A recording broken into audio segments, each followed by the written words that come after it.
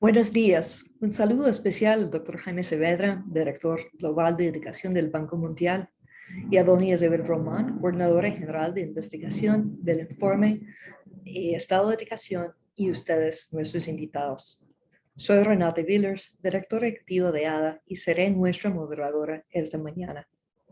Esta conferencia forma parte de un esfuerzo de los anfitriones, la Red Internacional ProLeer, la Asociación Amigos del Aprendizaje ADA, y el estado de dedicación, para promover un diálogo multisectoral respetuoso entre representantes de la academia, la sociedad civil, el gobierno y el sector privado, basado en evidencia y mejores prácticas en apoyo de políticas públicas y prácticas educativas que contribuyen a que todos los niños y las niñas prosperen. La pandemia ha detonado la peor crisis en educación, salud y economía en la historia de América Latina. Las proyecciones del Banco Mundial de las consecuencias para el futuro de una generación de niños y niñas y el desarrollo socioeconómico de la región, si los países no abordan estrategias educativas basadas en evidencia y buenas prácticas, son graves. ¿Cuáles son las dimensiones de la actual crisis educativa en América Latina? ¿Y cómo son las estrategias educativas que ayudarán a mitigar las peores consecuencias? Son algunas de las preguntas que el Dr. Saavedra abordará en su conferencia de esta mañana. Además, hemos solicitado a doña Isabel que comente en qué medida la experiencia de Costa Rica durante la pandemia refleja la del resto de la región y cuáles son algunas de las principales brechas que su equipo de investigación ha identificado entre las políticas educativas basadas en la evidencia y la realidad que enfrenta Costa Rica actualmente. Tras los comentarios de doña Isabel, tendremos un tiempo para preguntas y respuestas del Dr. Saavedra. La forma en que va a funcionar es la siguiente. Durante la conferencia, le invitamos a escribir sus preguntas a medida que surgen en el chat de Zoom. Alrededor de las 10:10 de la mañana, proporcionaremos las preguntas al Dr. Saavedra para que las responda. Con esto, tengo el gran placer de presentar a nuestros dos invitados de esta mañana. Nuestro primer invitado y conferencista es el Dr. Jaime Saavedra, director global de educación del Banco Mundial y también exministro de Educación de Perú, donde fue responsable por una de las reformas educativas de mayor impacto en América Latina, medido por el crecimiento del aprendizaje en los estudiantes en las pruebas PISA. A lo largo de su carrera, el Dr. Saavedra se ha enfocado en proyectos que buscan disminuir la pobreza y desigualdad de la región latinoamericana, desde posiciones en el BID, la Comisión Económica para América Latina y el Caribe, CEPAL, y el Consejo Nacional del Trabajo y Promoción de Empleo de Perú. También ha ocupado puestos académicos en la Pontificia Universidad Católica del Perú, la Universidad del Pacífico de Perú, la Universidad de Toronto y más recientemente en la Universidad de Harvard. Es doctor en Economía de la Universidad de Columbia de Nueva York y licenciado en Economía de la Pontificia Universidad Católica del Perú. Nuestra segunda invitada esta mañana es doña Isabel Román, coordinadora general de investigación del informe Estado de Educación, un proyecto de las universidades públicas y del programa Estado de la Nación, que se ha dedicado hace más de 17 años a dar seguimiento a las aspiraciones nacionales en educación, generando espacios de diálogo informado con los principales actores del país, produciendo datos y evidencias que contribuyen a mejorar la toma de decisiones y el diseño de políticas educativas orientadas a mejorar la calidad y la equidad de la educación costarricense. Doña Isabel es máster en Sociología en la Universidad de Costa Rica, con un posgrado en Políticas Públicas para el Desarrollo Social del Instituto Nacional de Administración Pública, INAP, de España. Ahora, con mucho entusiasmo, recibiremos al Dr. Jaime Saavedra.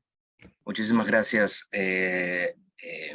Renata. Déjame intentar ahora otra vez hacer compartir la pantalla. Espero que tenga suerte. Gracias. Dame un segundo.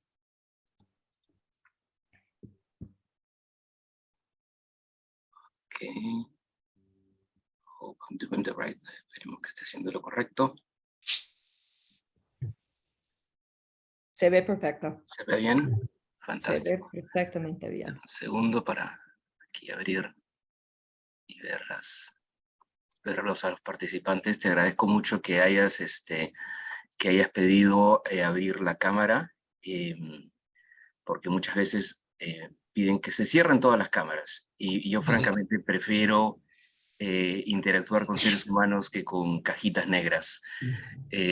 Así es que te agradezco muchísimo eso y por la gran oportunidad de poder compartir con la comunidad educativa en Costa Rica y poder compartir un poco de los retos que estamos viendo globalmente y en América Latina y poder discutir juntos cómo podemos avanzar mejor en este contexto. ¿Ves bien ahí un slide que dice dónde estaban los sistemas educativos? ¿Sí? Súper. Sí. Entonces, bueno, yo quería empezar con eso, ¿no? Empezar con una reflexión acerca, muy breve y sencilla, mirando, bueno, qué estaba pasando antes de la crisis, ¿no? ¿Qué pasaba si hubiéramos tenido nosotros esta discusión en el año 2019, antes que todas las escuelas cerraran en nuestra región? Y lo quiero hacer solamente mirando un indicador muy sencillo, que justamente habíamos lanzado el año 2019, que juntando la información de pruebas de aprendizaje que se hacen en todo el mundo, en verdad, no solamente en América Latina, y dijimos, ¿cómo podemos juntar todos los indicadores que tenemos y tratar de llegar a un indicador que sea fácil de entender, no solamente por los expertos en educación, pero más importante por el público en general? Y miramos un indicador que le llamamos pobreza de aprendizajes, o Learning Poverty en inglés, que es simplemente cuál es el porcentaje de niños de 10 años que no pueden leer y entender un texto simple, ¿no? Con la lógica que ese porcentaje, en principio, debería ser cero, ¿no? Si tuviéramos sistemas educativos que estén funcionando razonablemente bien, no de excelente calidad, pero razonablemente bien, un chico a la final de la primaria debería poder leer y entender un texto simple. Es más, esa es una vara relativamente baja, ¿no? Muchos de nosotros que tienen, o sus hijos han tenido edad escolar, a los 10 años quiere bastante más que eso, más que leer un texto simple, un párrafo simple. Quieres una novela corta quizás, pero bueno, mantengámoslo a ese nivel. Si el niño pueda entender y leer y comprender un texto simple. Y lamentablemente lo que encontrábamos para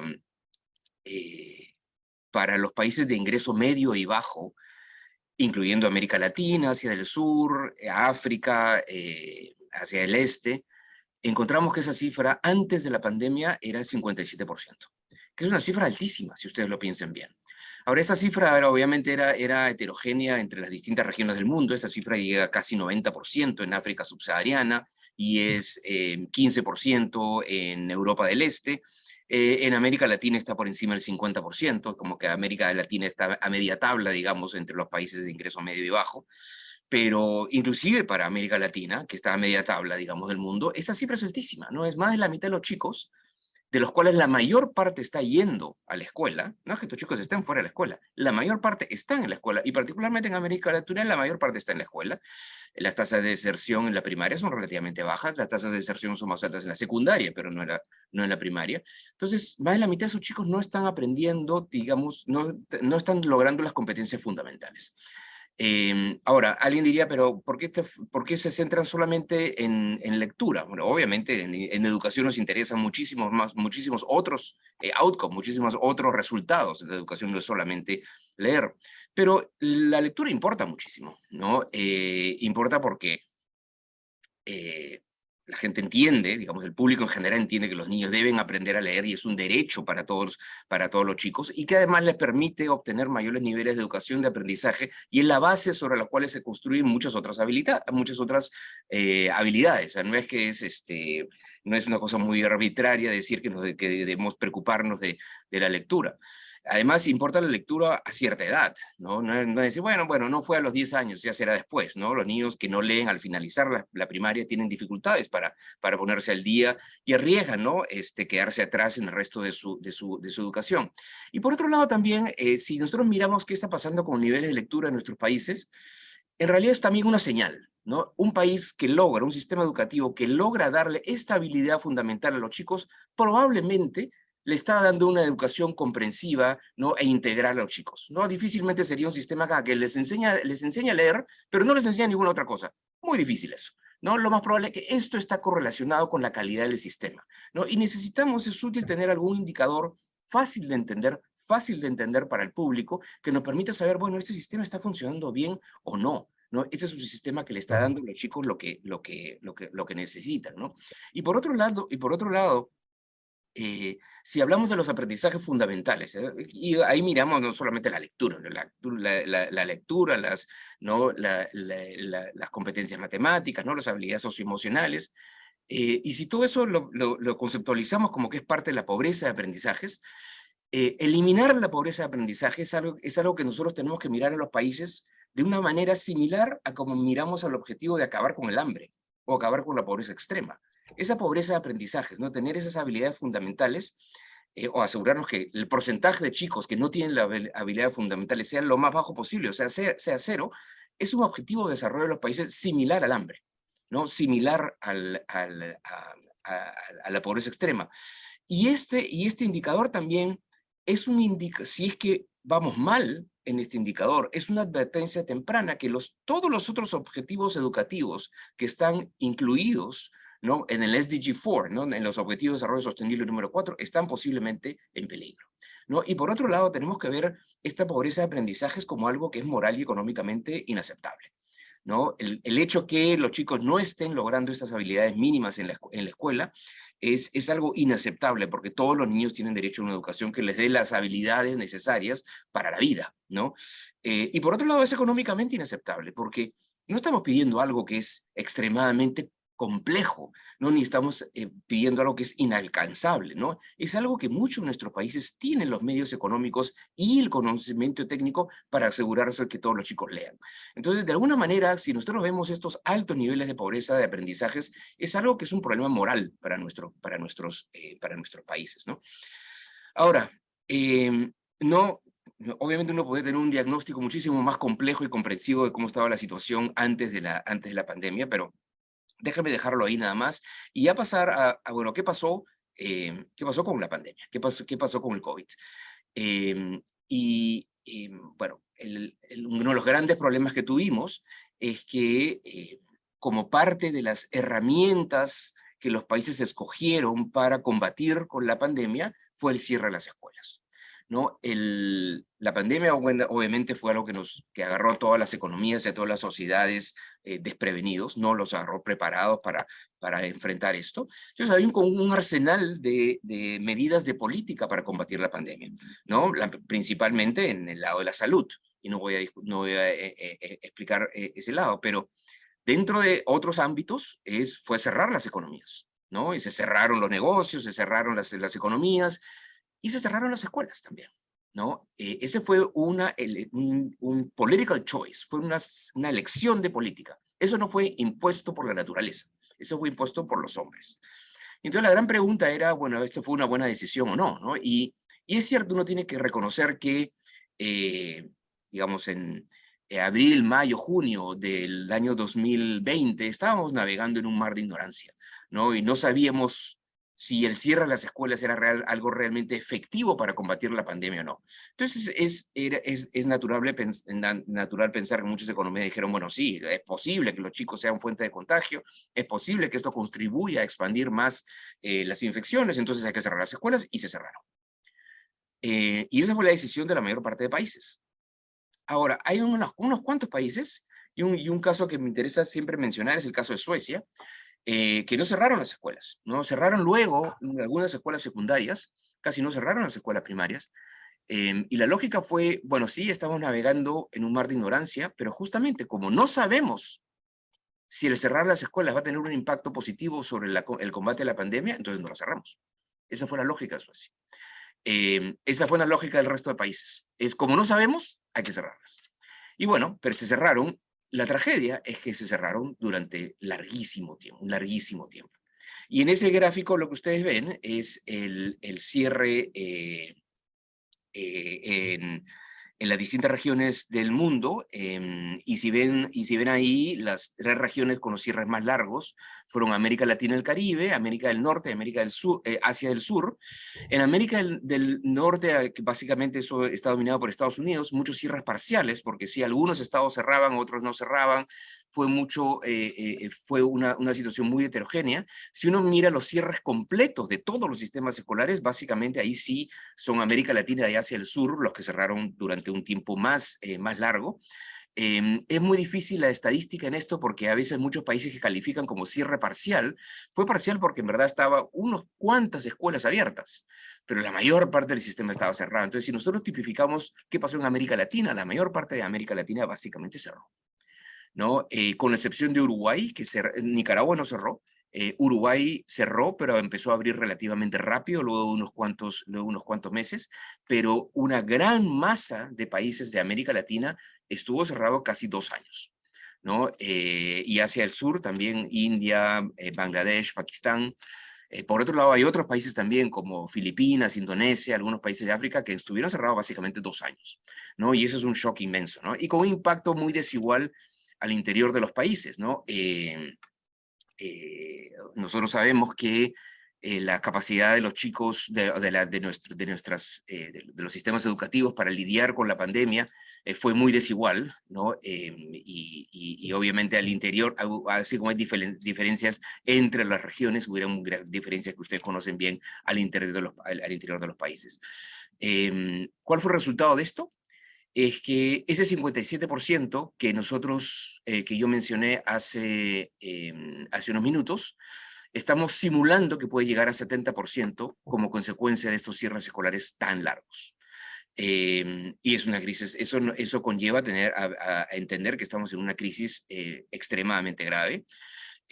Obviamente, ustedes saben, al interior de nuestros países, digamos, los chicos que están digamos, en nivel socioeconómico mayor pudieron lidiar mejor con la crisis y estuvieron un poco más conectados con sus sistemas educativos. Los chicos más pobres estuvieron completamente desconectados. Y cuando yo digo los más pobres, en América Latina no me refiero a que el 20% más pobre, me refiero al 70% más pobre, ¿no? Que estuvo casi completamente desconectado, con muchas varianzas, obviamente, entre los países. Ahora, pero yo quería dar una visión de entonces cómo miramos los últimos 10 años y cómo miramos la década que se nos viene. Y ahí quería mostrarles qué pasa con ese indicador de pobreza de aprendizajes antes de la pandemia. ¿Cuál estaba siendo la evolución de ese indicador? Que de alguna manera incluye el acceso y también la calidad de la educación, ¿no? Porque simplemente dices, de todos los chicos están aprendiendo o no están aprendiendo. Y una primera mala noticia es que ese indicador de pobreza de aprendizajes estaba incrementándose justo pre-pandemia, ¿no? Entre 2015 y 2019 vemos, y estos son todos los países de ingreso medio, ingreso bajo, vemos un aumento en la pobreza de aprendizajes. Pequeño, pero no estaba moviéndose la calidad educativa en la dirección correcta, ¿no? Y en América Latina es similar. No se estaba moviendo, si miramos los indicadores de TERCE, por ejemplo, la mayor parte de países no estaban mejorando, ¿no? Pre-pandemia. Entonces, eso ya es algo que es una campanada de alerta, ¿no? Porque podíamos estar mal, pero no podíamos estar moviendo en la dirección correcta, pero lamentablemente ese no es necesariamente el caso. Luego viene la pandemia, y ahí estamos diciendo, bueno, entre el 2019 y ahora, ese indicador está empeorando, ¿no? La pobreza de aprendizaje se está subiendo. Y entonces viene la gran pregunta, es ¿qué es lo que nosotros podemos mirar para el año 2030? Y recuerda, el año 2030, que es lo que todos los países han firmado, es en los Objetivos de Desarrollo Sostenible, es educación de calidad para todos. Y en esos Objetivos de Desarrollo Sostenible hemos dicho, y todos los países han firmado, es que va a tener una educación de calidad para todos los niños y niñas en la primaria y en la secundaria. Entonces, asumamos, ¿no? Poniendo una vara muy baja, que educación de calidad en primaria es, bueno, que los chicos aprendan las habilidades fundamentales. No una primaria fantástica, que al menos aprendan a leer. Imaginemos que ese es nuestro indicador de calidad para todos. Entonces, eso implicaría que la pobreza de aprendizajes debería ser 0 en el año 2030. Eso es lo que hemos firmado todos los países en el año 2015. hemos afirmado de que todos los niños van a tener educación de calidad en la primaria, por lo tanto deberían poder aprender a leer. Entonces la pregunta es si vamos a poder bajar de 70 a 0 entre hoy día y el 2030, y eso va a ser muy difícil. Y hay que ser realistas, ¿no? Y entonces, cuando uno ya tiene una meta que es absolutamente imposible, ¿no? Entonces uno tiene que cuestionarse esa meta y decir, bueno, ¿cómo nos aseguramos tenemos una meta que sea ambiciosa, pero factible? Y noten que este 70 es el promedio de todos los países de ingreso medio y bajo, ¿no? Este número es 90 en África, ¿no? Y es 50 y tantos en América Latina. Entonces ese número no va a bajar de 90 a 0 en África con absoluta seguridad. Algunos países ya están presentando a UNESCO cuáles son sus metas para el 2030, y de unos 60 países que han enviado ya esta información a la UNESCO, encontramos que básicamente es como reducir a la mitad esta pobreza de aprendizajes, ¿no? Y eso no es necesariamente una meta incorrecta, y ya eso es una meta ambiciosa, ¿no? Es reducir esa pobreza de aprendizajes a la mitad, ¿no? De entre el 22 y el 2030 implica una aceleración en los aprendizajes en las escuelas y en los sistemas educativos de nuestros países que no hemos visto nunca. Entonces, eso ya es, ¿no?, extremadamente ambicioso, pero ojalá que nuestros países no se pongan metas muy claras en términos de calidad educativa y metas ambiciosas pero realistas para el 2030. Solamente un detalle ahí, les muestro qué es lo que estaba pasando con esos indicadores previos a la pandemia en América Latina, ¿no? La línea roja es lo que vemos en todo el mundo y la línea amarilla es América Latina. Y efectivamente América Latina está plana, con un pequeño crecimiento de la pobreza de aprendizajes entre el prepandemia hasta el 2019, y ahí sí tenemos un crecimiento de la pobreza de aprendizajes mayor al global, porque América Latina junto con Asia del Sur fue una de las regiones que tuvieron los cierres escolares más profundos y más largos del mundo. Ahora, hay que ser conscientes también que si bien estamos enfocándonos en este indicador de aprendizajes, esta crisis educativa, que es la más grave de los últimos 100 años, es una crisis bastante más compleja, ¿no? Estamos hablando de abandono escolar, estamos hablando de impacto en la nutrición que han habido durante los 2 últimos años, porque en muchos de nuestros países el principal alimento de los chicos se lograba en la escuela. Estamos viendo de problemas de salud mental, y también vemos que posiblemente tengamos un impacto en los ingresos futuros. A menos que hagamos algo muy agresivo hoy día, podríamos tener un impacto futuro en menores ingresos para esta generación.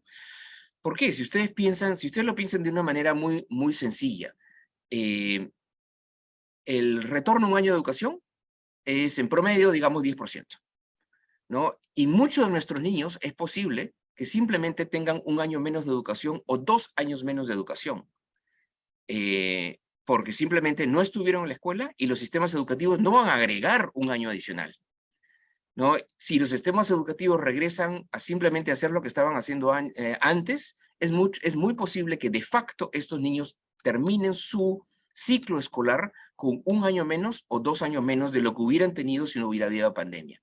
Si ese es el caso y no reaccionamos, estos chicos pueden tener un 12% menos en promedio, este es el cálculo que tenemos, en sus ingresos en el futuro, ¿no? Y 12% de tus ingresos futuros en valor presente neto es un impacto inmenso, porque estamos hablando de 12% menos permanente, ¿no?, en tu flujo de ingresos en todo el futuro. Entonces, esa es una cifra muy grande. Se calcula que eso implicaría una pérdida de 2.3 trillones de dólares en ingresos futuros para esta generación, ¿no? Y no estoy hablando de los impactos en las economías, sino de posibles pérdidas de capital humano y menores ingresos para esta generación, para esos chicos que tuvieron entre 5 y 20 años, digamos, en estos 2 años. Y finalmente, otra cosa que nos preocupa mucho es una potencial catástrofe de desigualdad, ¿no? Porque como ustedes saben bien, y eso lo hemos visto en todos nuestros países en la región, los chicos que están en el 10 o 20, quizás en el 20% más rico, ¿no? Sí pudieron tener durante la pandemia algún enganche con sus escuelas y sus maestros, ¿no? A través de, bueno, tenían una computadora como la que tenemos nosotros en este momento, ¿no? Banda ancha de internet, tener un espacio para trabajar, libros en su casa, un espacio donde estudiar, el apoyo de sus padres, pero eso no es el 100% de chicos, y eso es el 20% de chicos, ¿no? Ni siquiera el 50% de chicos. En todos nuestros países se empujó mucho la televisión educativa, la radio educativa, y eso estuvo bien.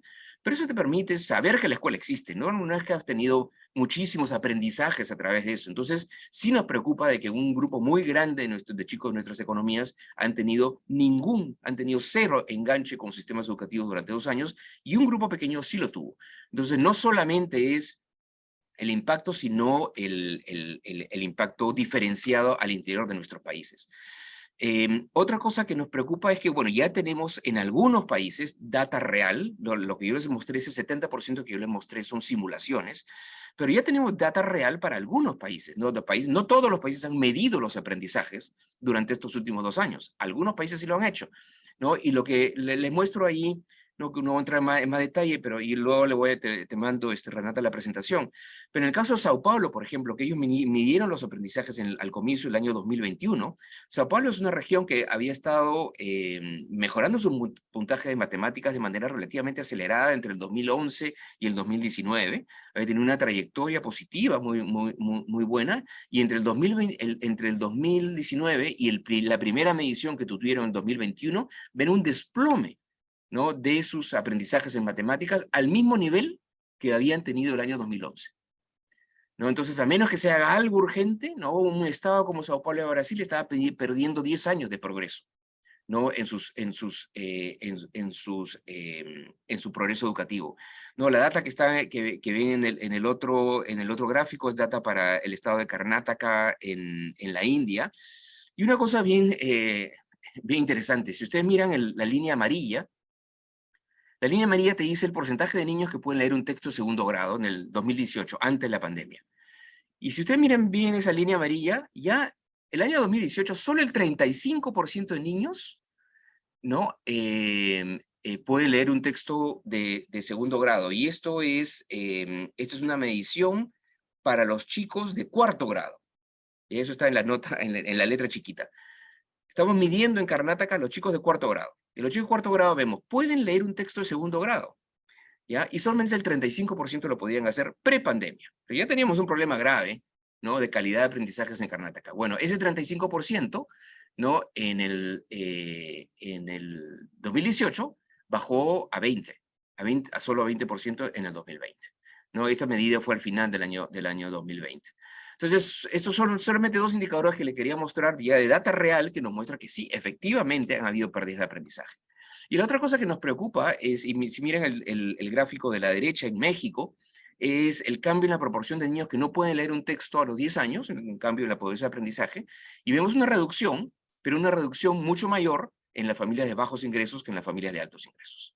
Eso es algo que es esperable, ¿no? Y no tenemos mucha data real en realidad, ¿no? Pero aquí tenemos este dato ya para México, y vemos que las pérdidas son mucho mayores. Hay mucha más información, por ejemplo, para Estados Unidos. En Estados Unidos sí tenemos ya mucha información que se ve que en los distritos más pobres las pérdidas de aprendizaje han sido mucho mayores que en los distritos más ricos.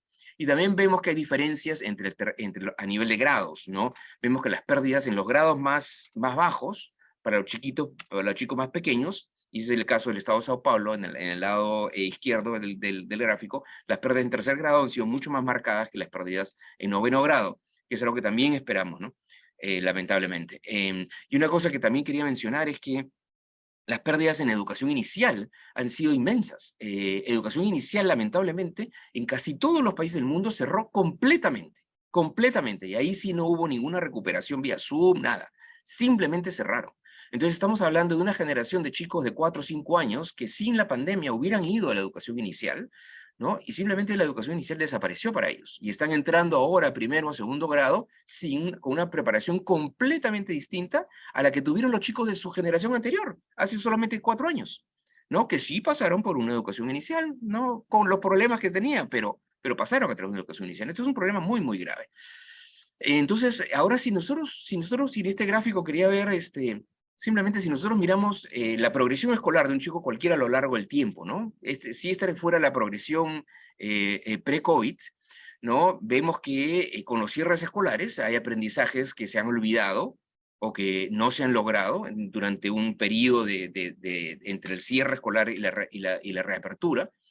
Pero el gran problema que tenemos es que si las escuelas no se adaptan a las necesidades actuales de los chicos, y viendo a los chicos dónde están hoy día sus aprendizajes, si no hacemos algo distinto, ¿no? Su trayectoria de aprendizajes puede ser muy pobre en los próximos años, ¿no? Uno piensa, un maestro va a recibir un chico de 5º grado, pero ese chico de 5º grado, obviamente no puede seguir el currículum de 5º grado. Ese chico puede que esté con competencias de 4º, de 3º, de 2º, ¿no? Entonces, si el profesor lo único que hace es el currículum de 5º grado, ese chico no va a aprender nada, ¿no? O va a aprender muy poco, y su proyección en el futuro, en promedio, va a ser muy mala, ¿no? Entonces nosotros tenemos que realmente cambiar, ¿no? Lo que estamos haciendo hoy día en las escuelas para tener una trayectoria acelerada que nos permita de un tiempo recuperar, ¿no? A lo que hubiera pasado si es que no hubiera habido una pandemia. Y esto requiere tomar acciones urgentes para acelerar la recuperación de los aprendizajes.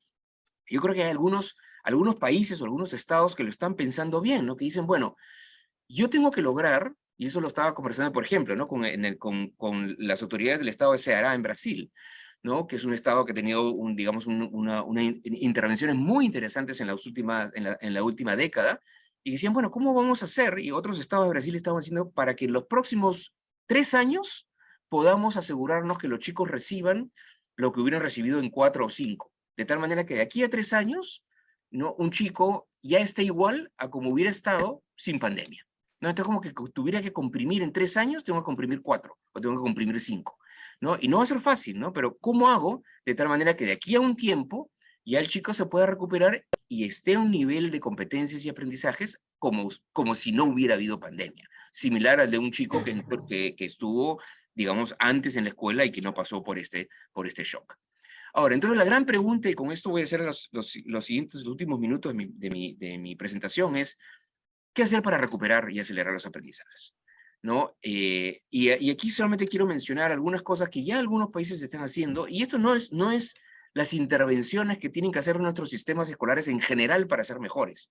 Esta presentación hubiera sido acerca de nuestras estrategias de mejora de la calidad educativa, ¿no? En América Latina, pero no voy a hablar de eso, voy a hablar, ok, ¿qué tenemos que hacer hoy día, en los próximos meses, ¿no? Con los sistemas educativos que tenemos para mejorar la experiencia que los chicos pueden tener hoy día en el aula, ¿no? Para mejorar la calidad de nuestra educación bueno, en América Latina y en muchos países tenemos que, no sé, hacer reformas importantes en nuestra carrera docente, pero eso es algo que nos va a tomar algunos años. Entonces, no voy a hablar de eso, no voy a hablar de las reformas que tenemos que hacer en la carrera docente, las reformas que tenemos que hacer en la calidad de la burocracia de los ministerios de educación. Esas son las reformas estructurales que tenemos que hacer, pero no voy a hablar de eso ahorita, sino de lo que tenemos que hacer en los próximos meses, ¿no? Y esto lo hemos puesto en un enfoque que le llamamos RAPID, ¿no? Para tratar de tener una manera fácil de acordarnos. Y mucho de lo que voy a mencionar son cosas que algunos de los países ya están haciendo, ¿no? Y hablamos de estos 5 pilares. Uno de la R, digamos, es regresar a la escuela y asegurarnos que los chicos se queden en la escuela, ¿no? Que no deserten. Segundo, la A es de que tenemos que analizar los niveles de aprendizaje y asegurarnos de que estamos midiendo los aprendizajes en este análisis de la manera correcta para darle la información correcta a las escuelas y a los padres de familia acerca de dónde están los chicos hoy día. La P es de hay que priorizar la enseñanza de las habilidades fundamentales. La I, y voy a ir en detalle en estos 5 brevemente, la I es hay que incrementar la eficiencia de la enseñanza, incluyendo programas de recomendación, y la D se refiere a desarrollar los programas de salud y bienestar, de salud mental y desarrollo psicosocial de maestros y de estudiantes. Entonces, por un lado, bueno, hasta hace pocos meses estábamos sabiendo que teníamos que empujar a muchos países a reabrir las escuelas. Ya la mayor parte de países en América Latina ya reabrieron.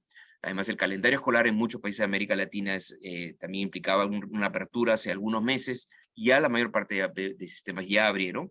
Todavía tenemos algunos sistemas en el mundo que no están abriendo. Recién Filipinas acaba de abrir esta semana. Recién, esta semana. y además va a ser una reapertura lenta, según las autoridades, lo cual es un gran problema. Pero bueno, en América Latina ya lo hemos reabierto, pero tenemos que asegurarnos que todos los niños regresan, entonces sí tenemos que tener programas que nos permitan, digamos, promover el regreso a clases, asegurarnos que todos los chicos regresen a la escuela, tenemos que tener sistemas de alerta temprana para identificar si hay alumnos en riesgos. Tenemos en algunos países, se están considerando el uso de transferencias monetarias, ¿no? Estos cash transfer programs, ¿no? Para asegurarnos que ciertas poblaciones realmente tengan los incentivos para regresar y atender la escuela, ¿no? Hay muchos sistemas de transferencias condicionadas que han permitido el incremento, por ejemplo, en la asistencia de niñas a la escuela. Entonces también tenemos que utilizar ese tipo de sistemas si es que es necesario, ¿no? Brasil, por ejemplo, es un ejemplo interesante, ¿no? De plataforma, por ejemplo, tiene plataformas para monitorar la asistencia de los chicos, ¿no? Y asegurarse que tanto a nivel del sistema, del Estado y de la escuela se tomen las acciones necesarias para asegurarlos que los chicos regresen. La A, me refiero con este análisis de los niveles de aprendizaje con cierta regularidad. Una cosa que nos preocupa mucho es la medición de los aprendizajes, ¿no? A dos niveles. Uno es que los países tienen que saber dónde están, ¿no? No pueden navegar a ciegas, no pueden fly blind, como se dice en inglés, ¿no? Y hay que producir datos a nivel de los países y a nivel desagregado al interior de los países, en las regiones de los países, para ver dónde estamos, ¿no? Muchos países han tenido evaluaciones de aprendizaje durante las últimas décadas. América Latina en particular ha avanzado mucho en eso y, bueno, pero hay que medir este año, ¿no? O ya se debió haber medido el año pasado para saber si es que han habido pérdidas, cuál es la magnitud de las pérdidas. Y esas pérdidas son distintas entre distintos tipos de escuelas o entre distintas partes del país. Lamentablemente, muchos de nuestros sistemas de medición, excepto Brasil, por ejemplo, excepto Uruguay, se han detenido. No, simplemente no han querido medir durante los últimos 2 años. Y por otro lado, necesitamos darle a los profesores herramientas para poder medir los aprendizajes en el aula, ¿no? El profesor tiene que saber qué está pasando con sus chicos, sabiendo además que todos los maestros van a tener aulas muy heterogéneas, ¿no? Unos chicos, digamos, quizás hayan tenido unas pérdidas pequeñas y otros chicos van a tener pérdidas inmensas. Entonces, cada profesor tiene que saber dónde está cada uno de sus chicos, ¿no? Entonces, Chile está avanzando mucho en eso, por ejemplo, con herramientas de evaluación formativa que les permiten tener resultados relativamente rápidos, ¿no? De cuál es el nivel de dispersión al interior al interior de su aula. Entonces, este tema es absolutamente fundamental. El otro tema que es fundamental es que hay que ser realistas, ¿no? Nosotros, en muchos de nuestros países, en América Latina, tenemos currículums que son extremadamente densos, que son muy ambiciosos, que son currículums que a veces tienen muchas materias y un nivel de complejidad que sabemos que no necesariamente todos los profesores inclusive manejan, digamos, la complejidad de cada una de las materias. Tenemos que ser bien realistas, ¿no? Y asegurarnos, particularmente en la primaria, pero también en la secundaria, que, bueno, los chicos al menos tienen que tener las habilidades fundamentales. Y si eso implica, ¿no? Repriorizar el currículum, ¿no? Y focalizarnos en lectoescritura, matemáticas, habilidades socioemocionales, bueno, habrá que hacerlo, ¿no? No podemos decir, y eso lamentablemente lo he visto en algunos países, es de que no hay que cumplir el currículum, ¿no? El currículum dice que tenemos estas 10 materias, en estas materias hay que hacer todas estas cosas, que muchos de nuestros países nunca se cubrían, nunca se podía cubrir todo. Tenemos un desfase en muchos casos entre el currículum y la capacidad de las escuelas, o a veces de la necesidad inclusive de las escuelas, y no se estaba cumpliendo ya antes de la pandemia. Bueno, ahora tenemos que ser mucho más pragmáticos. Ecuador, por ejemplo, sí está teniendo un currículum priorizado con énfasis en competencias comunicacionales, matemáticas, competencias digitales y socioemocionales, ¿no? Y otros países como Chile, Guyana, Sudáfrica también, ¿no? Han sido pragmáticos. Dicen, bueno, primero prioricemos estos próximos meses, ¿no? Y luego vemos que tanto ya podemos regresar al currículum que teníamos antes. La I de este enfoque es, necesitamos incrementar la eficiencia de lo que está pasando dentro del aula, ¿no? Tenemos que preocuparnos de lo que está pasando dentro del aula. Y aquí vemos que tenemos que ser prácticos y para empezar tenemos que trabajar con los docentes que tenemos, ¿no? Y hay mucha heterogeneidad dentro de nuestros docentes, ¿no? Y probablemente haya más heterogeneidad dentro de los docentes en otros países de la región que en Costa Rica. Pero cualquier país promedio de América Latina tiene maestros excelentes y tiene maestros de muy mala calidad también, ¿no? Pero todos esos maestros están al frente de un niño, ¿no? Entonces tenemos que asegurarnos que todos los maestros, particularmente los maestros que tengan menos capacidad, tengan el apoyo necesario hoy día, porque esos maestros están hoy día frente a un niño, ¿no? Y entonces hay que darles programas de, acompañamiento personalizado. Sabemos que el entrenamiento tradicional de poner a los maestros dentro de un aula y hablarles de pedagogía, eso no tiene un impacto sobre lo que hace ese maestro al día siguiente en el aula. Necesitamos intervenciones que impliquen mejoras en el comportamiento, en el desempeño del maestro mañana, el lunes, ¿no? Y eso implica en muchos casos una instrucción distinta a los docentes. Programas de coaching están siendo mucho más efectivos, ¿no?, que programas de entrenamiento tradicional.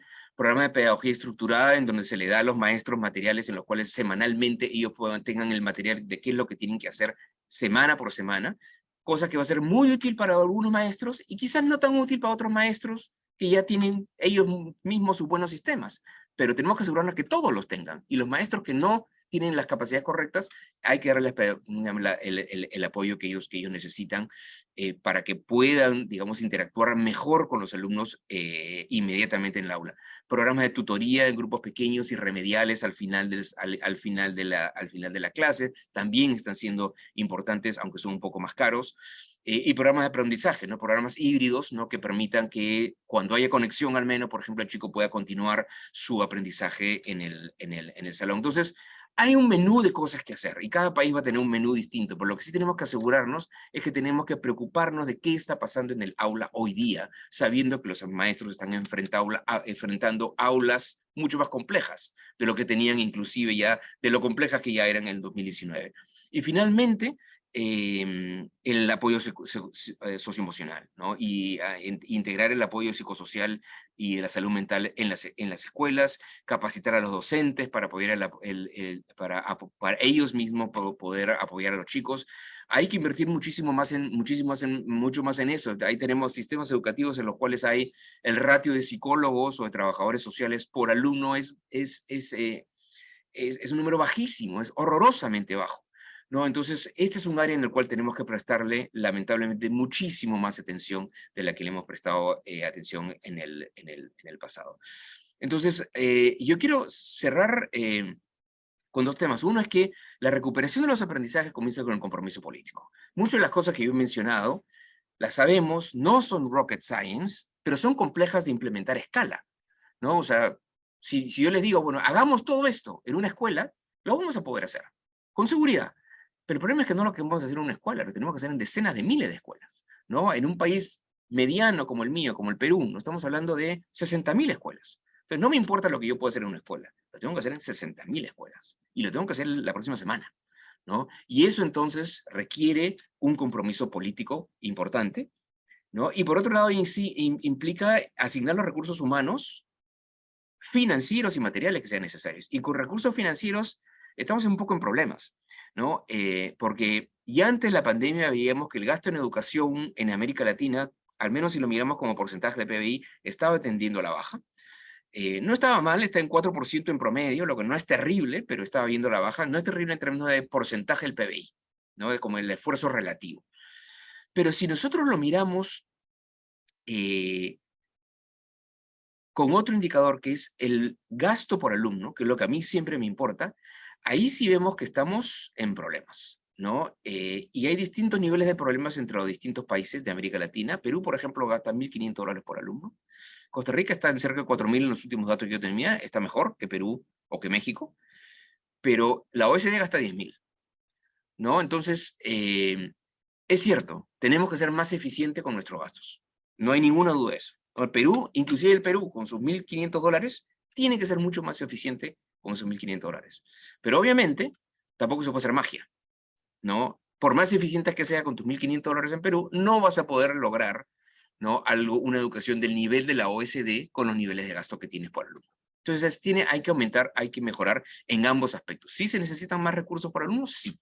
Pero hay que ser más eficiente también, ¿no? Hay que invertir mejor, tenemos que mejorar la calidad de las compras, de las compras públicas, y ahí estoy hablando de América Latina, pero también en general en muchos de nuestros países de ingreso medio y bajo, ¿no? Reducir la corrupción, aumentar la meritocracia, y eso es un punto importantísimo. Y tiene que ver mucho con el compromiso político, ¿no? Todas las decisiones en educación tienen que ser decisiones técnicas y nunca pueden ser decisiones políticas, ¿no? Y eso es lo que lamentablemente en muchos países de América Latina y del mundo todavía tenemos, que la selección de directores o la selección de burócratas está teñida por digamos, por las decisiones políticas y por poner como directores o autoridades locales, ¿no?, a la persona del partido, ¿no? Y eso es trágico, ¿no? Cuando tienes algún tipo de injerencia política en decisiones educativas, eso te asegura, ¿no?, que no vas a tener buena calidad educativa, ¿no? El punto central siempre es quitar a la política de las decisiones técnicas en educación, pero esa es una decisión política, ¿no? O sea, la gran decisión política que tienen que tomar los países es de que la política no debe inmiscuirse en las decisiones técnicas de educación, ¿no? Entonces, eso implica entonces que, bueno, quienes seleccionamos y ascendemos como maestros tiene que ser en función, tiene que basarse en la meritocracia. Lo mismo quien seleccionamos como burócratas en el sistema educativo tiene que ser de acuerdo a aspectos meritocráticos. Tenemos que usar la tecnología para aumentar la eficiencia de la gestión, tenemos que usar información, usar las evaluaciones de impacto, las evaluaciones de proceso para ver qué cosa funciona, cuáles son las intervenciones correctas. A mí me preocupa muchísimo la utilización de datos, de resultados, ¿no? Lamentablemente no medimos bien todos los resultados educativos, no sabemos medir bien todos los resultados educativos, pero medimos bien algunos. Medimos bien la lectura, o bueno, razonablemente bien, medimos bien las competencias en ciencia, las competencias en matemáticas, entonces midamos eso, ¿no? Porque tenemos que asegurarnos que las burocracias educativas no se focalizan en cumplir con procesos, o en comprar los libros, o en comprar las laptops. Obviamente tienen que hacer eso, pero tienen que focalizarse en si están siendo efectivos en que los chicos aprendan. Ese debe ser el objetivo del burócrata, no en comprar las computadoras, no en comprar los textos, no en cumplir con los trámites del ministerio, sino en el burócrata decir, ¿los chicos están aprendiendo o no? Ese es el punto central. Y todo eso requiere un compromiso político de toda la sociedad en su conjunto, esa focalización en los aprendizajes. Depende del ministro de Educación, pero depende del Parlamento, depende del Ministerio de Finanzas, ¿no? Y depende, digamos, de la presión de la sociedad en su conjunto, ¿no?, que tiene que estar preocupada por los resultados educativos. Es una tarea muy compleja, pero yo creo que sí quiero cerrar con que tenemos que pensar siempre en la urgencia, ¿no?, de los cambios que se necesitan en educación, ¿no? Eh, yo creo que el momento de salvar la educación es ahora, y quiero cerrar con una anécdota, ¿no?, de cuando tuve la suerte de ser ministro en Perú, y que estábamos implementando un programa de jornada escolar completa, ¿no? Perú es un país que expandió la secundaria aumentando los turnos, ¿no? Había un doble turno y un tercer turno a veces. Entonces, bueno, obviamente queríamos corregir eso y pasamos a una educación de tiempo completo, ¿no? Que el chico efectivamente pudiera estar en el aula de las 8 de la mañana hasta las 3 de la tarde. Entonces estábamos cambiando los sistemas de educación secundaria de una manera bastante radical.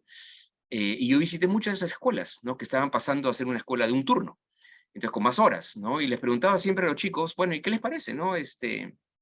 ¿Qué les parece este programa de jornada escolar completa? Bueno, estar más horas aquí en la escuela, ¿no? Esperando que algunos chicos dijeran, bueno, no, ¿quién quiere estar más horas en el colegio, no? Pero no, pero la respuesta fue siempre muy positiva. Los chicos decían, no, fantástico, estar más tiempo aquí en el colegio, con los profesores, con los compañeros. Pero un chico en una provincia en el norte del Perú, de una manera bastante sarcástica, un chico del último año de secundaria, me dijo, mire, esto está muy bien, pero yo estoy en el último año de secundaria. Esto está bien para los chicos del primero o segundo año de secundaria. Yo ya me voy. Yo ya me voy. Para mí ustedes llegaron muy tarde. Y yo no tenía respuesta para ese chico. No, sí, llegamos muy tarde. Ya no hay nada que hacer. Ese chico ya estaba en el último año, se iba de ahí unos meses y yo no podía regresar en su vida y hacerle mejor su secundaria por la cual ya pasó. Entonces, con ese chico me dijo, ustedes llegaron muy tarde. Realmente eso fue, digamos, duro de escuchar y genera mucha impotencia, ¿no? Porque sí, claro, yo puedo hacer todo lo que quiera en tratar de mejorar la secundaria, pero va a ser por los chicos que vienen, ¿no? Ya difícil, ya no le puedo devolver esos años a ese chico. Entonces, por eso el sentido de urgencia, ¿no? Que el momento de salvar a la educación ahora y más aún con el impacto inmenso que hemos tenido sobre la pandemia.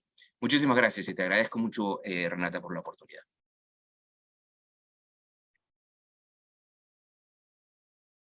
Estás en mute, si no me equivoco. Gracias, cierto. No, siempre muchísimas gracias por participar. Sus participaciones siempre, o sea, nos llama mucho la atención, nos eleva la comprensión y nos llama a la acción. Gracias realmente, doctor Saavedra, por esta profunda presentación que nos aclara las principales características de la crisis actual que estamos experimentando en América Latina y algunas de las estrategias que nos permitirán mitigar sus peores efectos.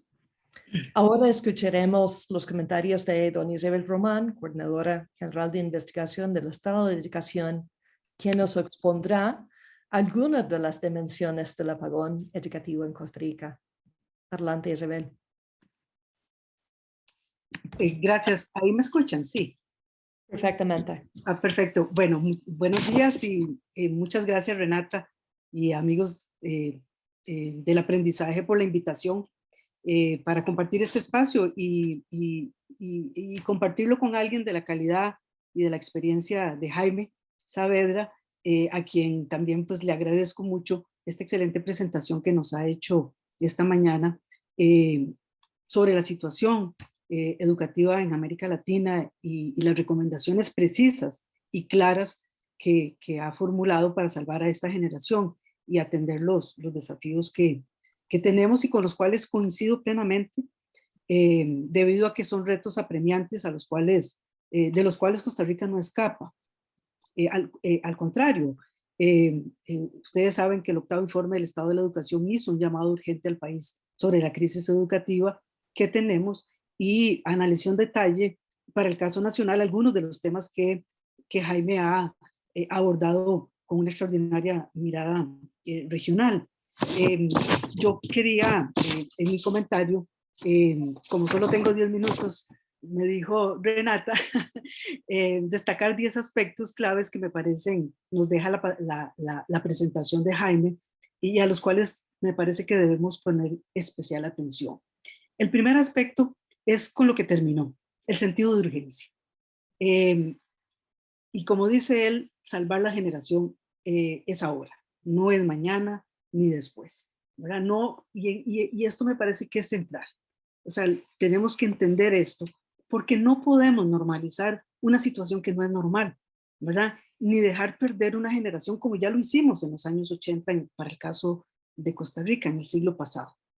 Y este sentido de urgencia es fundamental porque nos dice que no podemos darnos el lujo de perder un año lectivo, ¿verdad? Como en el que estamos, por ejemplo, y que ha estado, para el caso de Costa Rica, un poco convulso, digamos, entre la entrada de un gobierno que sale y otro que entra, y ya se nos fue el año y nos ha quedado grandes deudas, ¿verdad? Como dice Jaime, enfrentamos una crisis. En el caso de Costa Rica hemos dicho que es la peor crisis educativa de los últimos 40 años. Y ha sido producto de los problemas que no habíamos resuelto antes de la pandemia, del golpe mismo de la pandemia y del apagón educativo y de las rigideces institucionales que tenemos, ¿verdad? Y que no nos dejan, desgraciadamente, responder con rapidez ante coyunturas turbulentas y complicadas como las que hemos enfrentado. El término apagón educativo, muchos actores sociales lo han que hemos colocado en la discusión nacional y que ha calado, digamos, en los actores sociales, a veces no ha sido muy entendido por algunos actores sociales que piensan que cuando hablamos de apagón educativo estamos diciendo que es que los docentes no hicieron nada o que es que las autoridades no hicieron nada. No, para nada. O sea, el tema de apagón educativo al que nos hemos referido y tal y como está explicado en el informe, me gustaría explicarlo rápidamente porque si nosotros tenemos un concepto claro, esto es útil para fijar una buena ruta de políticas públicas para atender a los problemas. Hemos hablado de apagón educativo como una interrupción continua o una secuencia periódica que limita el acceso al sistema educativo y al desarrollo de los aprendizajes que ocurren en los centros educativos a los cuales asiste la población estudiantil afectada. A eso hace referencia la noción de apagón educativo. Y vean ustedes que desde este punto de vista, desde esta conceptualización, no toda interrupción es un apagón. Hemos dicho que para que sea un apagón debe ser continua o secuencial a lo largo del tiempo y de al menos 20 días lectivos, aproximadamente un 10% del ciclo escolar. ¿Y por qué un 10% del ciclo escolar? Bueno, porque la literatura en pedagogía lo que nos dice es que, y las investigaciones señalan, que antes de eso, digamos, de esos 20 días, el docente puede hacer algo para recuperar los aprendizajes en el aula. Pero luego de esos días tiene que empezar a recortar y empiezan a verse comprometidos los aprendizajes de los estudiantes, ¿verdad? Y conforme aumentan los días, pues aumenta la trazabilidad, digamos, la trazabilidad de los aprendizajes es más complicada y la afectación es mayor. Por eso es que nosotros, al igual que ocurre con los terremotos o los huracanes, que se pueden clasificar por su intensidad y poder destructivo, un apagón educativo, hemos dicho, tiene distintas intensidades o escalas, ¿verdad? Que están determinadas por la duración de la interrupción. Vean ustedes el eje, los ejes donde hemos hablado por la escala, digamos, la duración de la interrupción y por la escala de afectación. ¿A qué nos referimos con la escala de afectación? Bueno, el porcentaje de centros educativos y de personas afectadas. Y la intensidad se refiere a esas zonas de interacción de las variables, ¿verdad? Entre más alto sea el número de días de interrupción y mayor los centros o estudiantes afectados, pues hablamos de un apagón muy grave, y entre menos días y menos centros educativos y estudiantes afectados, pues hablamos de un apagón más leve. También el apagón tiene, al igual que los huracanes, puede tener distintas escalas, nacionales, regionales, o a nivel de distrito y centro educativo.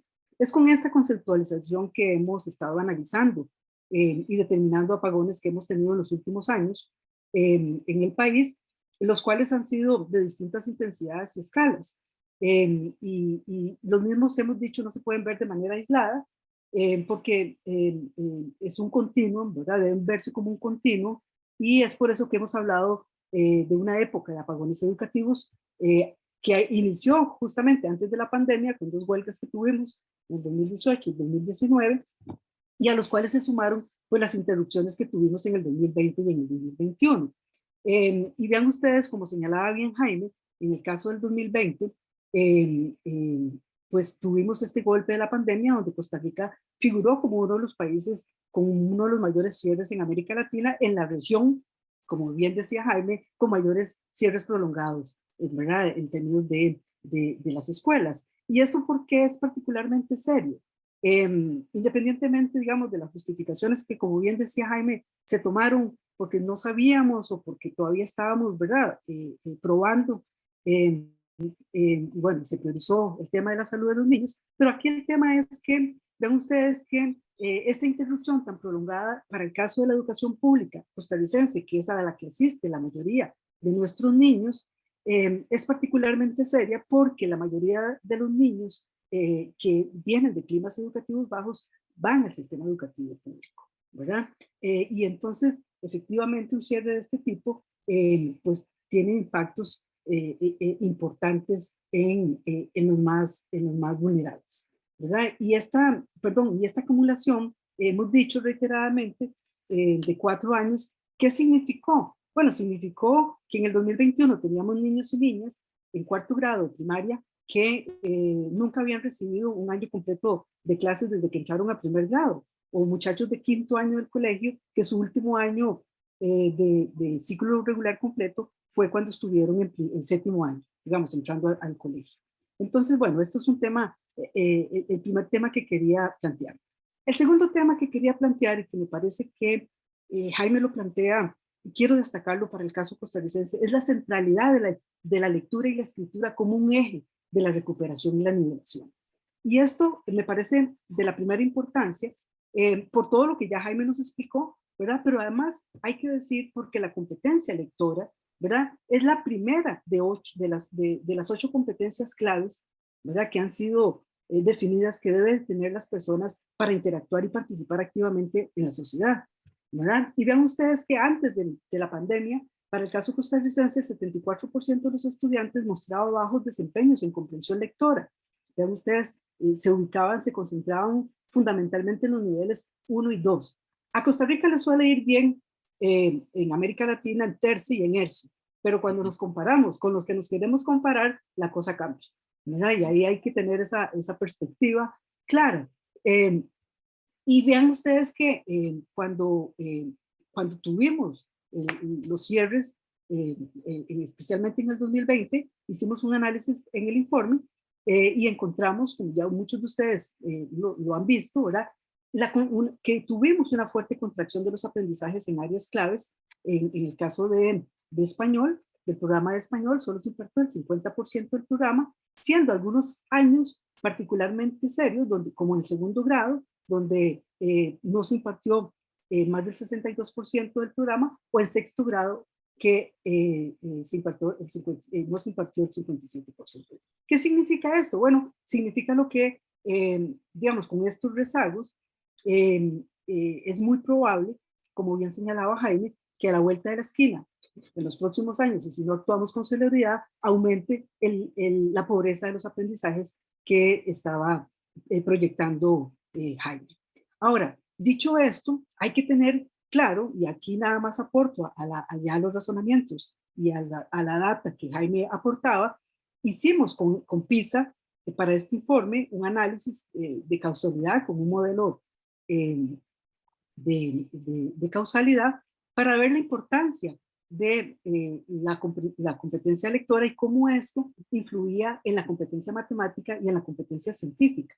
Y vean ustedes que encontramos una alta incidencia, y aquí sí estamos hablando de causalidades positivas en un modelo de ecuaciones estructurales donde sí estuvimos viendo causalidad, pero no solamente la competencia lectora es clave para los resultados de matemáticas y ciencias, sino que ustedes vean, es también clave para el desarrollo de la competencia digital de los estudiantes, ¿verdad? Esos estudiantes del siglo XXI que queremos que mantengan la competencia digital. Bueno, para eso necesitamos que tengan hábitos de lectura y estrategias y actitudes y estrategias de lectura adecuadas. La tercera aspecto que me parece importante, que Jaime hace alusión y que me parece súper importante para el caso costarricense, es el tema de reducir las brechas. Dice él, es clave para que no aumente la exclusión educativa, ¿verdad? Y acá, pues, como todos sabemos, cuando nos tuvimos que ir, pues 1.200.000 estudiantes a las casas, el piso no estaba parejo, ¿verdad? Y teníamos esas grandes brechas entre los estudiantes más pobres y los más ricos, ¿verdad? Siendo que mientras el 34% de los más pobres tenía acceso a una buena conectividad y un 10% no tenía nada, en el caso de los hogares más ricos ese acceso era por encima del 84%. Y aquí no voy a entrar a ver las diferencias regionales que hemos documentado. ¿Y esto por qué es importante? Bueno, porque esto nos hablaba, y el Ministerio de Educación fue documentando a lo largo del 2020 la existencia de una importante cantidad de estudiantes desconectados, ¿verdad? Y aquí, pues esto representa, independientemente de los números absolutos, estamos hablando del 40% de estudiantes desconectados que no tuvieron acceso. Y esto ha generado lo que la noción de apagón educativo que nosotros hemos colocado en la discusión nacional, lo que hemos llamado el surgimiento de una nueva forma de exclusión educativa, porque son estudiantes que no han abandonado el sistema, pero no están, digamos, no están conectados. ¿Cuál es la gravedad de esta situación hoy? Que si hoy tuviéramos que volver a cerrar las escuelas, no hemos resuelto el problema de la conectividad. Esa es la gravedad de lo que estamos enfrentando, ¿verdad? Hemos pasado un año más que suma, digamos, a este problema.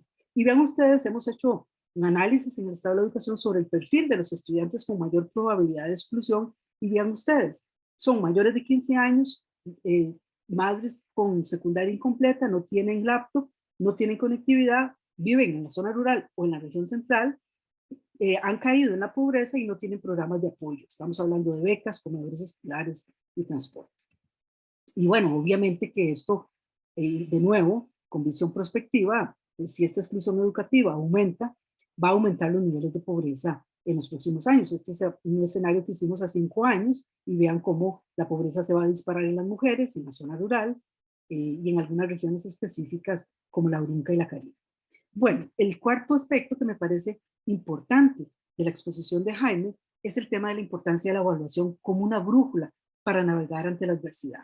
Y bueno, y un poco acá lo que sabemos es que estamos navegando a ciegas, ¿verdad? Bueno, Jaime nos decía, desgraciadamente estamos en esa corriente de países que dejaron de hacer evaluación, aunque hicimos la evaluación en el 2020, ¿sí? En el 2021 de FARO, en el 2022 pues se tomó la decisión de no seguir la evaluación y entonces tenemos un sistema que opera ciegas y esto pues realmente es muy lamentable porque no podemos entonces tomar las decisiones, ¿verdad? Necesitamos sin lugar a dudas un sistema nacional evaluativo de evaluación robusto, porque como bien señalaba Jaime, necesitamos saber qué saben y qué no saben los estudiantes, cuáles son los niveles de desempeño que van adquiriendo los estudiantes en las habilidades para la vida que estamos tratando de promover en los programas de estudio. La quinta tema que quiero destacar es el tema de los planes de nivelación y la recuperación pragmática. Jaime hablaba de lo que ellos han propuesto como RAPID, ¿verdad? Que me encanta, ¿verdad? Porque es el tema del sentido pragmático, ¿verdad? Y acá, pues hemos hablado que los planes de nivelación y aceleración deben ser flexibles, ajustables para el tiempo, con recursos suficientes, con metas medibles, centrado en habilidades fundamentales, algo que me parece que es muy importante, con estrategias de atención diferenciadas y medidas afirmativas para los estudiantes más afectados. Eso me parece clave, no lo estamos haciendo, estamos de nuevo pasándole la vara pareja a todos, ¿verdad? Y bueno, el séptimo elemento, para ir avanzando, es el tema del apoyo emocional que hablaba Jaime. Creo que es el tema menos tratado. Ahora en el estado de la educación nosotros estamos analizando y hemos construido un índice de bienestar a partir de la información de PISA y estamos trabajando en esta línea porque este es un tema del primer orden, pero realmente tenemos un gran vacío nacional sobre este asunto. El sexto es el tema de la conectividad y el desarrollo de las habilidades digitales de los docentes como un piso mínimo para la recuperación y también para la escuela del siglo XXI. Vean ustedes, en el último informe, pues identificábamos que solo un 23% de los docentes tenían competencias digitales avanzadas. Bueno, aquí hay un tema importantísimo. Necesitamos mover a estos docentes que están en condiciones iniciales e intermedias en materia de competencias digitales a ese nivel avanzado. Eso ya lo deberíamos haber estado haciendo este año, pero se nos ha ido de nuevo un año más sin esta acción. Y bueno, obviamente que lo que señalaba antes, una red educativa de alta calidad conectada, recursos educativos accesibles y ese acceso universal a esa buena conectividad. El tema 8 tiene que ver con otro aspecto que me parece que se desprende de la presentación de Jaime, la centralidad en la mediación docente y el liderazgo pedagógico en los centros educativos. Esto es del primer orden, ¿verdad? El tema de darle un vuelco de tuerca a esta gestión burocrática hacia una gestión orientada al aprendizaje, y eso pasa por mejorar la calidad de los docentes y de las personas directivas para que se conviertan en verdaderos líderes pedagógicos y no malos burócratas, ¿verdad? Atrapados en la papelería, ¿verdad? Y finalmente, como destacaba Jaime, y a eso me sumo, el tema del compromiso político para defender la inversión en educación, ¿verdad? No vamos en la dirección correcta.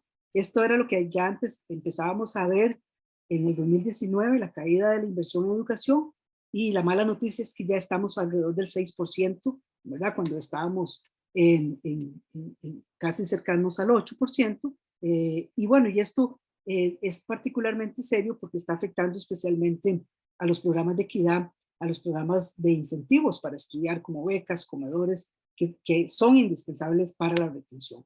Y bueno, finalmente termino y lo dejo acá porque me parece fundamental que lo que señalaba Jaime, que nosotros hemos reiterado en el informe desde el primer momento, es el valor del trabajo multisectorial, ¿verdad? Aquí todos los sectores suman, todos los sectores son importantes y todos los sectores pueden aportar, y es por eso que hemos llamado a una hoja de ruta estratégica con un acuerdo nacional para la educación apoyado por todos los sectores. Finalmente termino diciendo que los desafíos son de tal magnitud que sin duda las reflexiones de Jaime, como decía al inicio, son totalmente pertinentes y deben llevarnos a la acción urgente, conjunta, yo diría no atropellada, porque a veces estamos sintiendo un cierto atropello, no partiendo de cero, como si no estuviéramos como si no hubiéramos andado en ciertos caminos y en ciertos temas. Y creo que finalizo con eso, hoy más que nunca necesitamos atender los problemas concretos con soluciones precisas, viables, para salvar a esta generación de estudiantes. No solamente porque han sido los más afectados. Isabel, gracias, estamos sobre tiempo. Sí, termino. No solamente porque han sido los más afectados, sino porque se nos acabó el bono demográfico y sobre esta generación depende en la competitividad y el desarrollo humano del país en los próximos años. Gracias, Renata. Gracias, Isabel, por su intervención como conocedora de la realidad de la situación educativa costarricense. Ahora tenemos un espacio para preguntas y respuestas para el doctor Saavedra. Le hemos coleccionado muchísimos ahora desde el chat, así que vamos a iniciar con los primeros. Igualmente siéntense libre de entrar algunos otros. Tenemos poco tiempo, así que voy a leer algunos editados. Para el doctor Saavedra tenemos unos 7 iniciales del chat y vamos a priorizar preguntas del país por razones obvias. Muchísimas gracias. El primero es de Freddy Fatzler y dice: los resultados de los cambios políticos y educativos a nivel de país se ven en el mejor de los casos a mediano y generalmente a largo plazo. Los políticos, a diferencia de los estadistas, necesitan resultados tangibles a corto plazo para sobrevivir. ¿Cómo conciliar de manera efectiva la necesidad de cambio en la educación con esta realidad?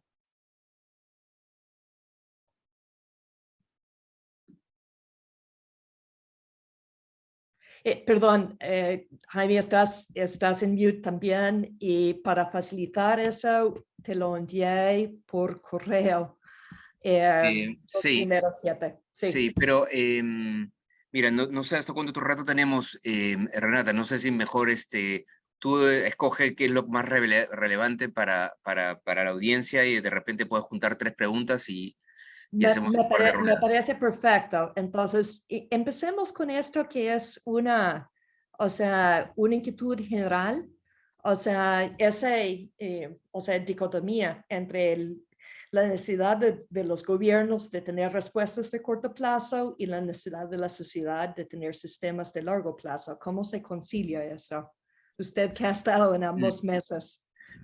Mira, yo creo que se necesita siempre, como lo que en inglés se dice, a two-pronged approach, ¿no? O sea, necesitamos trabajar digamos, con 2 ejes simultáneamente, ¿no? Por un lado, sí, es cierto que en educación se requieren algunas reformas que sabemos que toman tiempo, particularmente las que tienen que ver con la recomposición, ¿no?, del equipo humano con el cual se provee la educación, tanto en términos de quienes gestionan la educación como el cuerpo docente. Entonces, ahí tenemos que hacer muchas mejoras, pero eso demora, ¿no? Y dependiendo del país, los cambios estructurales que se requieren son distintos, ¿no? Los cambios, las mejoras en la gestión, eso toma tiempo y eso se tiene que empezar hoy día. Pero al mismo tiempo, yo siempre digo, bueno, pero hay un niño que está en el aula hoy, ¿no? Y ese niño que está en el aula hoy requiere una mejor experiencia hoy, ¿no? Entonces, sí es cierto que muchos cambios toman tiempo, pero yo creo que es un error cuando a veces decimos, inclusive quienes trabajamos en educación, nos tomamos como una excusa, ¿no? Es que los cambios en educación toman tiempo. Pues sí, pues claro, pues si quiero convertirme en Estonia, sí, eso me va a demorar tiempo.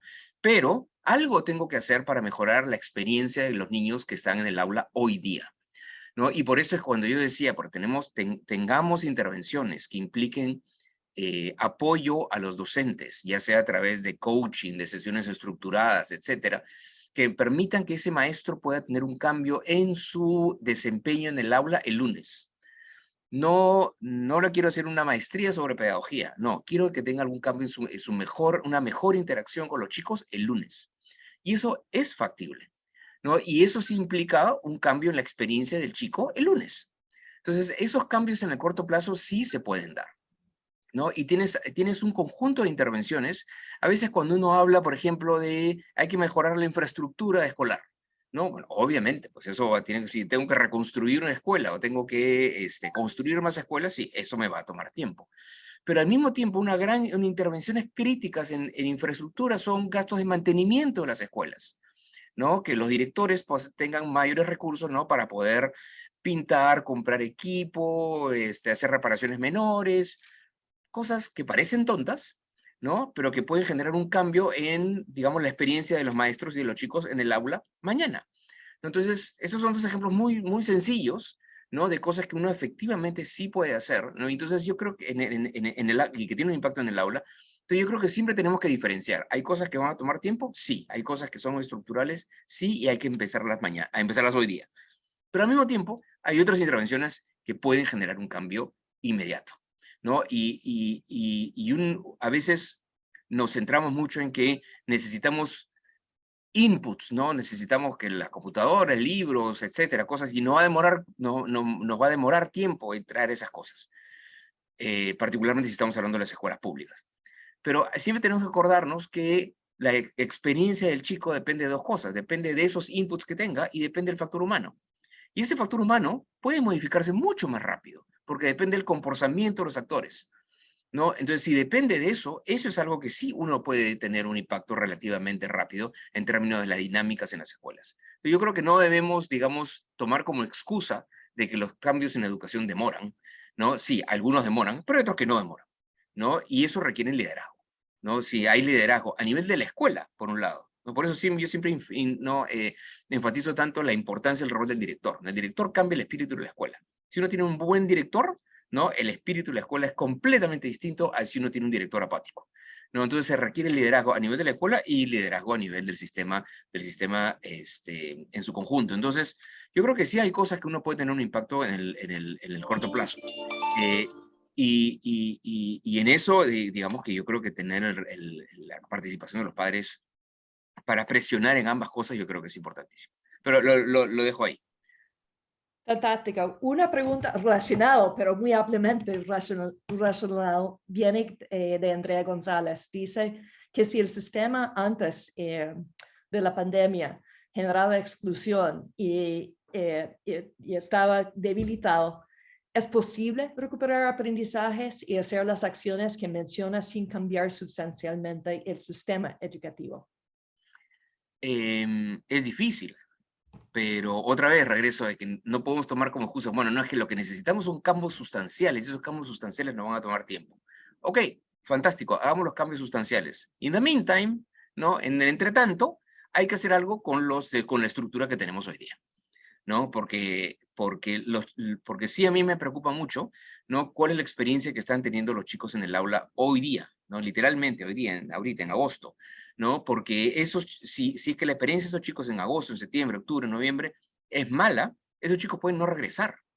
Entonces es muy importante lo que hacemos. Más aún, ¿no? Si no le damos un aprendizaje, ¿no? Que construya sobre el nivel en el cual están los chicos hoy día, que es un nivel probablemente más atrasado que el que quisiéramos, entonces no van a aprender nada, no van a entender nada de lo que estamos haciendo hoy ni lo que estamos haciendo mañana. Entonces, es difícil, sí, yo no digo que sea fácil, es bien complicado, pero lo tenemos que hacer con la estructura que tenemos hoy día, ¿no? Porque es la que tenemos, ¿no? Es lo que hay y tenemos que trabajar con los maestros que tenemos hoy día. Al mismo tiempo, sí, hay muchos cambios sistémicos que hay que hacer, sí, hay que hacer cambios sistémicos. Ahora, América Latina está en mucho mejor pie que muchos otros países. Por ejemplo, cuando tú mencionabas, o Isabel mencionaba, ¿no? La necesidad de medir los aprendizajes, ¿no? Es mucho más difícil hacer lo que estamos proponiendo Isabel y yo en África subsahariana, en donde no hay sistemas de medición y hay que construirlos de cero. Obviamente ese es un reto sistémico mucho más complejo, ¿no? América Latina tiene mucho menos excusa, porque ya teníamos el aparato burocrático, ¿no? Para hacer esas mediciones, y en muchos países no las estamos haciendo correctamente porque no queremos, ¿no? Porque no tenemos la presión social o la decisión política para hacerlo, ¿no? Entonces, en ese sentido, yo creo que estamos felizmente partiendo, sí, tenemos burocracias mejores que otros países, ¿no? Pero tenemos que tener la decisión política, ¿no? De hacer ciertas intervenciones. Esa es una excelente entrada a la tercera pregunta. Tal vez hay chance por un cuarto, nos dice. La tercera es de Ana María Rodino y dice, ¿qué recomendaciones tiene respecto a la evaluación educativa a nivel de sistema, pero también a nivel de la escuela y aula, frente a este escenario donde es tan necesario contar con datos ciertos sobre la realidad del aprendizaje hoy en cada país? Bueno, yo creo que ya había una tradición, inclusive incluyendo en Costa Rica, ¿no? De hacer mediciones de aprendizajes. Hay que hacerlas bien, siempre hay retos políticos de cómo se hacen. Hay que asegurarnos, particularmente en esta época, que siempre sean evaluaciones low stakes, ¿no? De bajas implicancias, evaluaciones de que no generan decisiones de presupuesto, no generan decisiones de promoción de profesores, simplemente mediciones para saber dónde estamos. Eso es lo que es central, que necesitamos mediciones para saber cuál es el nivel, si han habido pérdidas, cuál es el nivel de las pérdidas, y además sabemos que no todas las regiones al interior de un país, otras provincias o distritos del interior del país están igual.